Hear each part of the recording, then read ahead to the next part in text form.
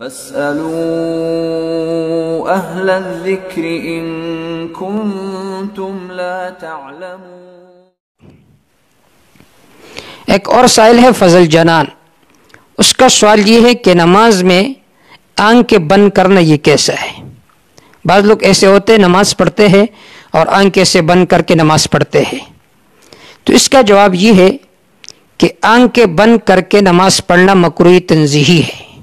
آنکھیں بند کر کے نماز پڑھنا مکروہ تنزیہی ہے، البتہ اگر آپ نے آنکھیں اس لیے بند کیے تاکہ آپ کو خشوع اور خضوع حاصل ہو تو اس صورت میں مکروہ تنزیہی تو نہیں ہوگی، لیکن پھر بھی بہتر نہیں ہے۔ کیوں؟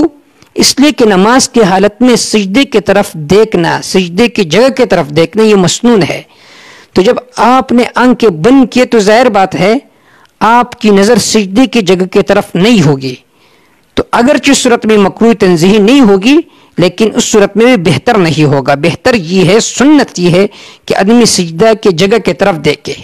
بدائع صنائع فی ترتیب الشرائع میں ہے وَيُكْرَهُ أَن يَغْمِضَ عَيْنَيْهِ فِي الصَّلَاةِ، مکروہ ہے کہ کوئی آدمی نماز کی حالت میں آنکھیں بند